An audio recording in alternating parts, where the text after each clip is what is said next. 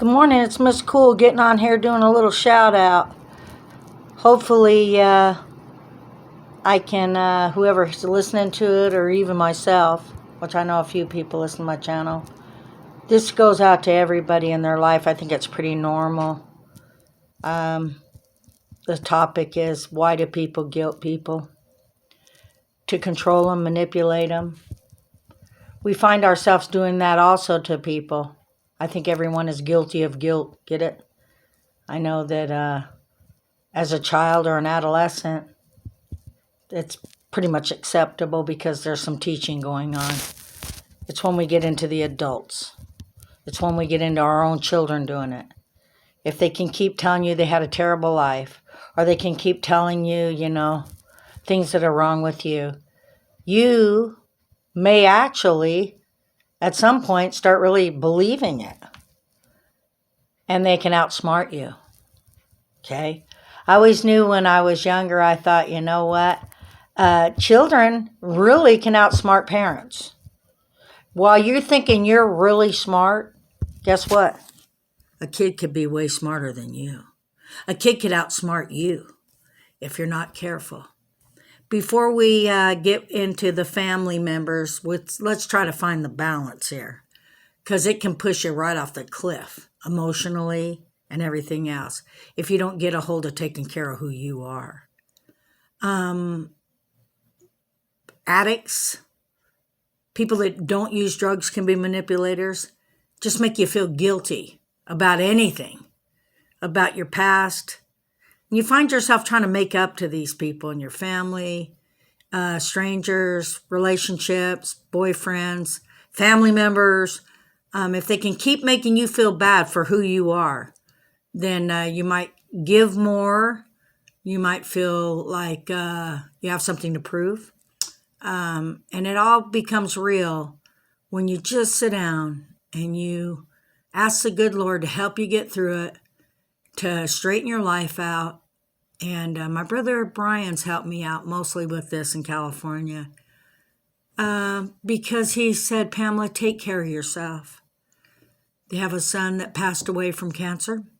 He's a wonderful, wonderful nephew. And sometimes you want to take advice from survivors. You want to kind of give an ear to it. You want to be sensitive, but yet powerful and strong listening. And don't just hear it, just actually do what they're telling you to do. Because at some point in your life, what do you got to lose? And if you try it and you find yourself feeling better, not talking so much, not overthinking things with people. If someone tells you, say for example, you're a bad mother and you know you weren't. What is behind it? Is there any balance in that? Or if somebody tells you you're this or you're that, it's like, really? Why is that person saying these things to me? Most of the time I know that it's to make you feel bad. Or they'll say, we say mean things when we're upset. It's the things we say when we are upset, But just to, have that pattern in people and yourself. I'm the type of person, I kind of push back. And all the times I've pushed back and I've let my anger in when people have insulted me or said things that were very untrue about my character and who I was, I didn't always handle it right. Because if it is the truth, you can receive it as far as natural things like, say for example, if somebody wants to show you something, that's practical, a house hint, how to take a stain out of a carpet, blood on the floor and a carpet, being nurses like my mom was, using hydrogen peroxide lifts it, with wine too, banana tea. I don't know, whatever you want to do or share. But to actually tell somebody about their character and core and think you can have a relationship with them after that, you've got to step back. And especially if it's an adult. If it's an adolescent, it's different. A child. But I've dealt with a lot of people that have been guilting me. There's no balance. After 5 or 6 years with the same person doing it, you have to come to a complete screaming halt, like a big train, and say, stop. Just stop now. And they usually can't give you an answer, the ones that have said things to hurt you and manipulate you. But what you do is you react. And when you react back in anger, or it all gets like really, it's fuzzy. You can't see it, you can't get your focus back.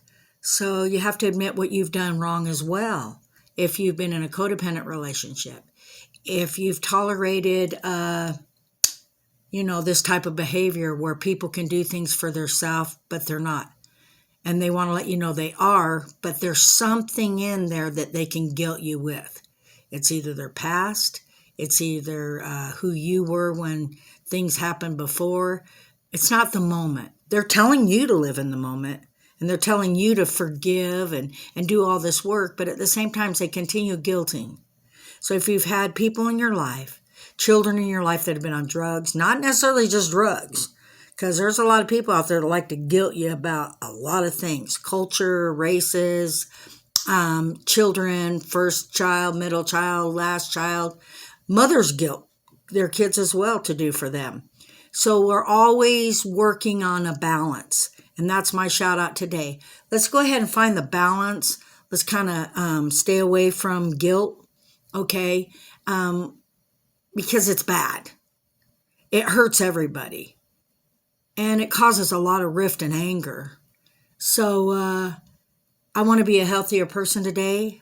And I want to be able to stand up for myself. And I want to be able to recognize these things when they're happening. And call them out. And call them out first in yourself, because you take part in it as well. It's a two-way street.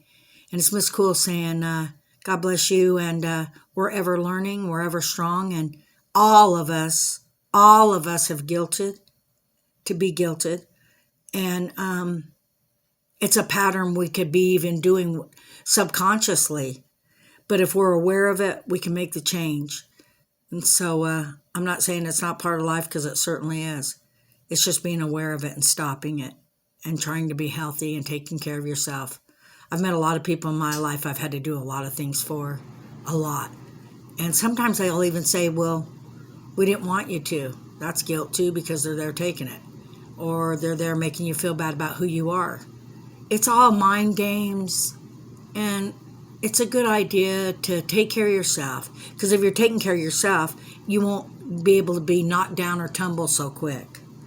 But rather just stay calm, think things over, and say, let me think about this, okay? And let me think about my life and what's going on with me. And as Pamela saying, be creative, sing a song, and look at the things that are in your life. I mean, you don't want to overthink them, but sometimes overthinking can be good to a certain degree, because you do find an answer to the solutions that are kind of knotted up inside of you. Just like that shoe I told you I used to tell my children. They'd be in the river and couldn't get the knot out. And I'd get the fork out of the drawer and stick it in that knot, and they'd pull it out and work through it. So it's Pamela being an adult today, a mother, older, and I certainly have taken my part in guilting people too.